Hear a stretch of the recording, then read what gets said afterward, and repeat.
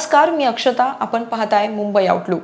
अन्न सुरक्षा आणि स्वच्छतेच्या नियमांचे उल्लंघन करणाऱ्या खाद्य आस्थापनांविरोधात अन्न व औषध प्रशासनानं राज्यभर कठोर कारवाई सुरू केली आहे. मुंबई महानगरपालिका मुख्यालयातील उपहारगृहाचा परवाना निलंबित केल्यानंतर आता पुणे विभागातील अनेक हॉटेल, रेस्टॉरंट आणि बेकरी आस्थापनांवरही कारवाई करण्यात आली आहे. तसेच छत्रपती संभाजीनगरच्या प्रसिद्ध उत्तम उपहारगृहामध्ये तपासणी दरम्यान गंभीर त्रुटी आढळल्यानं त्यांचा परवाना तात्काळ निलंबित करून व्यवसाय बंद करण्यात आलाय. या सलग कारवायांमुळे खाद्यपदार्थांच्या गुणवत्तेबाबत गंभीर प्रश्न निर्माण झालाय. बृहन्मुंबई महानगरपालिका मुख्यालयातील उपहारगृहाबाबत गेल्या काही काळापासून अस्वच्छतेच्या तक्रारी वारंवार येत होत्या. काही दिवसांपूर्वी या उपहारगृहातील ताकामध्ये माशी आढळल्याची तसेच कांदा भजीमध्ये प्लास्टिकचा धागा सापडल्याची घटना समोर आल्यानं खळबळ माजलेली. या तक्रारींची गंभीर दखल घेत अन्न व औषध प्रशासनाच्या पथकानं उपहारगृहाची तपासणी केली. तपासणी दरम्यान स्वच्छता आणि अन्न सुरक्षेशी संबंधित नियमांचं उल्लंघन आढळून आल्यानं उपहारगृहाचा परवाना तात्काळ निलंबित करण्यात आला. स्वच्छतेचे सर्व निकष पूर्ण करून त्रुटी दूर केल्यानंतरच परवाना पुन्हा बहाल केला जाणार आहे. संबंधित चालकाला FDA आयुक्तांकडे अपील करण्याचा किंवा न्यायालयात दाद मागण्याचा कायदेशीर पर्याय उपलब्ध आहे. दरम्यान पुण्यातही अन्न सुरक्षा नियमांचे उल्लंघन करणाऱ्या आस्थापनांविरोधात मोठी मोहीम राबवण्यात आली. मोठ्या प्रमाणावर अस्वच्छता, मुदतबाह्य अन्नपदार्थांची साठवणूक आणि अन्न सुरक्षा कायद्यातील तरतुदींचे उल्लंघन आढळल्यानं पुणे जिल्ह्यातील 10 आणि सातारा जिल्ह्यातील 2 अशा एकूण 12 आस्थापनांचे परवाने तात्काळ निलंबित करण्यात आले. या कारवाईमुळे खाद्य व्यावसायिकांमध्ये खळबळ उडाली आहे. अन्न पदार्थांच्या गुणवत्तेशी तडजोड करणाऱ्या व्यावसायिकांना कोणतीही मुभा दिली जाणार नसल्याचा स्पष्ट संदेश या कारवाईतून देण्यात आलाय. 16 ते 21 जुलै दरम्यान चिंचवड, पंढरपूर आणि सातारा जिल्ह्यातील वडूज येथेही स्वतंत्र कारवाया करण्यात आल्या. या कारवायांमध्ये तब्बल 3,48,078 रुपयांचा प्रतिबंधित अन्न पदार्थांचा साठा जप्त करण्यात आला.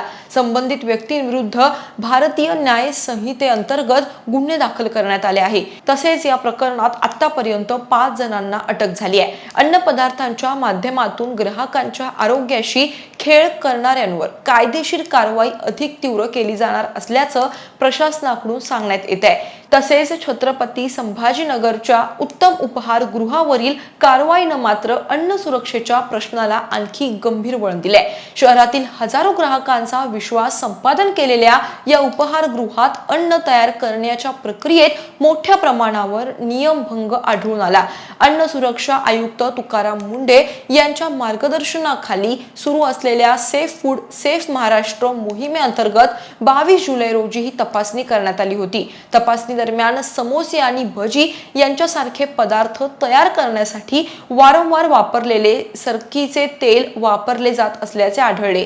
तेलाची गुणवत्ता तपासण्यासाठी करण्यात आलेल्या चाचणीत त्याचे BR रीडिंग 58 इतके नोंदवले गेले. सामान्यतः खाद्यतेलासाठी हे प्रमाण 25 पर्यंत असणं अपेक्षित असल्याचं अधिकाऱ्यांनी स्पष्ट केलं.